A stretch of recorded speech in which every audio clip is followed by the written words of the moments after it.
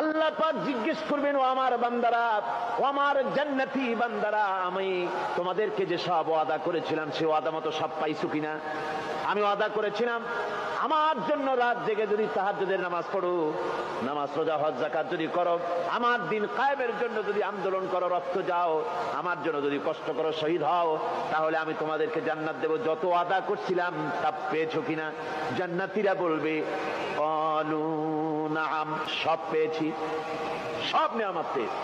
আল্লাহ বলেন সব পাও নাই, ওয়ালাদাইনা মাজিদ, আমার কাছে আরো বেশি আছে, আমার কাছে আরো বেশি আছে, সব পাও নাই। জান্নাতীরা বসে থাকবেন, বুঝতে পারবেন না এত নেয়ামত পেয়েছি, আল্লাহর কাছে আরো আছে।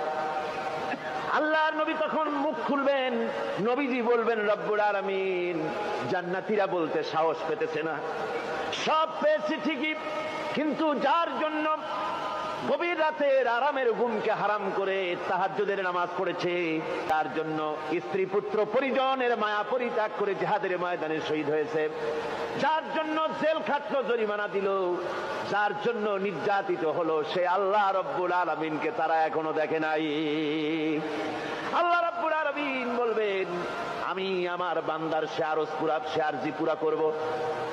আল্লাহ রব্বুল আলামিন তার সামনের থেকে সমস্ত নূরের পর্দাগুলি সরে যাবে, রব্বুল আলামিন তার বান্দার দিকে, বান্দার সামনে জালুয়া আফরোজ হবেন। আল্লাহ পাক কোরআনে কারীমের ভিতরে বলছেন, উজুহু ইয়াউমাইযিন নাযিরা ইলা রাব্বিহা নাযিরা। বান্দা, আল্লাহ পাক বান্দার দিকে তাকিয়ে থাকবেন, আর সমস্ত বান্দারা আল্লাহ রাব্বুল আলামিনের দিকে তাকিয়ে থাকবে। এই অবস্থায় কত কাল চলে যাবে কেউ টের পাবে না। রব্বুল আলামিন জান্নাতের ভিতরে তোমার জান্নাতীরা যেদিন তোমাকে দেখবে, ওই দিন আমাদেরকেও জান্নাতে একটু জায়গা করে দিও আল্লাহ। আমরা যেন ওই জান্নাতের ভেতরে বসার জায়গা যদি না পাই, আমরা গুনাহগার মানুষ, জান্নাতের কোনো একটু জায়গায় ঠাঁই করে দিও যেন তোমারে দেখতে পাই। আয় আল্লাহ, তোমাকে দেখার তৌফিক আমাদের দিও, ধরে বলেন আমিন।